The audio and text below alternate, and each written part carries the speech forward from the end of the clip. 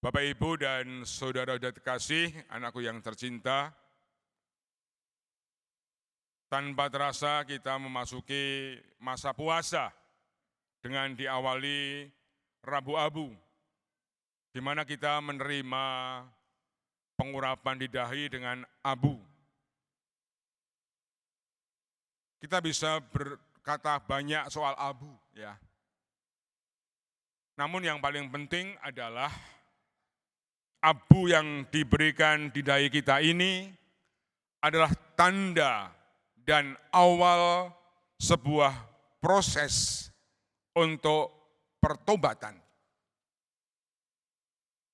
Karena proses, maka pertobatan itu adalah gerakan, bukan soal masa, bukan soal waktu, bukan soal saat liturgi, namun proses untuk membangun perubahan diri.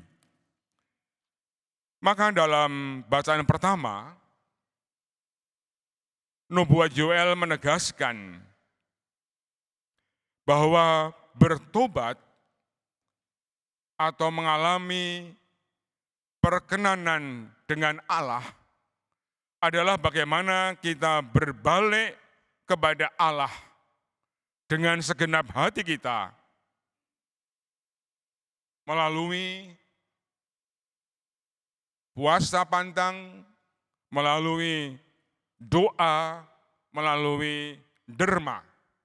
Jadi yang paling penting adalah satu proses di mana kita mengalami bahwa saya menjadi orang-orang yang berbalik menuju Allah dari kerapuhan, dari kelemahan, dari ketidakberdayaan menjadi orang-orang yang gembira karena kita menang atas dosa. Nah, gerakan itu kita alami dalam proses selama 40 hari dengan pantang dan puasa, dengan doa dan dengan amal. 40 hari adalah waktu yang menjadi perjalanan kita. Kalau kita hitung memang 46 hari ya, tapi hari Minggu itu bukan hari puasa, hari pesta ya. Jadi kalau Minggu bolehlah makan daging, bolehlah jajan ya. Kalau Senin sampai Sabtu itu hari puasa, dan kalau dihitung dari Rabu Abu sampai Paskah nanti persis 40 hari. Soal angka ini soal satu spirit di mana kita pun ingin mencontoh Yesus. Selama 40 hari Yesus berjuang untuk mengalahkan aneka godaan untuk mencapai kesempurnaan. Maka dalam Injil menarik bahwa Matius mengatakan bahwa hendaklah hidup agamamu tidak dipakai untuk pamer bahwa kamu ini orang-orang yang sedang beribadah, sedang berpuasa, sedang pantang, sedang berdoa dan sebagainya. Pengalaman iman yang kita kembangkan dalam tradisi pantang dan puasa dimulai dari Rabu Abu ini adalah tradisi untuk membangun satu pengalaman bahwa saya sebagai orang Katolik mengalami sebuah pertobatan. Jadi konkret sekali. Sehingga nanti pada waktu Paskah, kita ini bergembira bersama Yesus yang bangkit, karena saya menang atas perjalanan rohani saya dengan memilih apa yang saya intensikan untuk saya puasakan, intensikan untuk saya pantangkan, satu dua hal yang selama ini menjadi kegelisahan, menjadi mungkin juga kelekatan, menjadi hal yang sulit saya perbaharui. Entah namanya suka ngegosip ya kan, entah namanya suka membuli, entah namanya sebelum tidur kita suka sekali scroll-scroll HP sampai malam, ya kan? Loh Romo sekarang bagaimana dengan pantang makanan, pantang semen? Itu penting. Namun tradisi kuno dengan pantang makanan ini saya kira menjadi hal yang saat ini juga problematik kan. Banyak orang sekarang ini tidak suka lagi makan daging. Takut gemuk soalnya. Maka jangan dipantangkan itu ya. Pantang yang membuat diri saya terikat dan tidak bisa lepas dari hal itu. Sehingga saya selalu kecanduan hal itu. Itu yang kita persembahkan dalam pantang kita. Sehingga puasa dan pantang yang kita lakukan itu ada makna yang luar biasa di mana saya berjuang. Berjuang untuk menang dan saya bergembira karena saya boleh mengalami sebuah perubahan. Sehingga saya menang atas dosa dan saya persatukan dengan peristiwa Paskah. Sehingga masa puasa ini bagi saya pribadi masa perjuangan, proses untuk menjadi menang. Maka dalam Matius diawali dengan sebuah kisah. Hendaklah kalau kalian memberikan sedekah, janganlah dilihat orang, janganlah pamer, apalagi dimasukkan dalam pengumuman bahwa telah membantu banyak orang. Orang-orang ini sudah mendapat upahnya. Upahnya adalah dipuji banyak orang. Wah, dia hebat. Namun Allah tidak akan pernah menerima hal-hal seperti ini ketika kita berhenti pada pujian manusia. Matius menegaskan bahwa buah dari pantang dan puasa yang kita lakukan dengan diam, tidak banyak promosi, tidak banyak pamer, buah-buah pantang dan puasa itulah yang kemudian kita persembahkan sebagai derma. Idealnya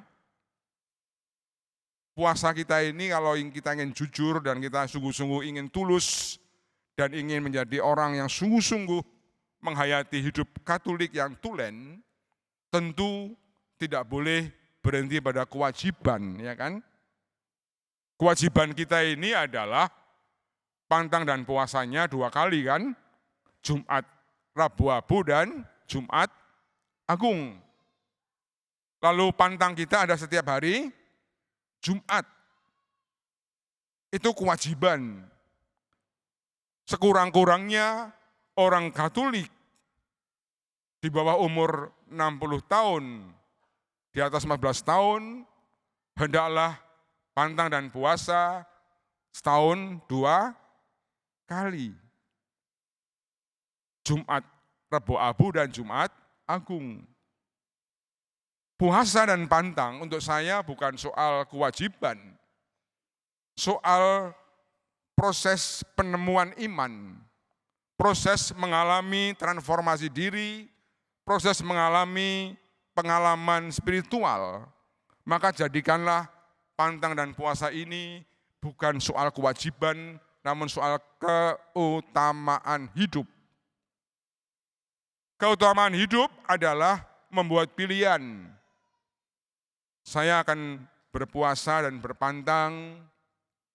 Kalau gereja itu menganjurkan sekurang-kurangnya 2 kali setahun, saya akan menambah mungkin saya akan mencoba untuk setiap Rabu dan Jumat, saya ingin mengintensikan satu pengorbanan saya, sarapan saya, makan malam saya, untuk saya persembahkan dalam derma saya.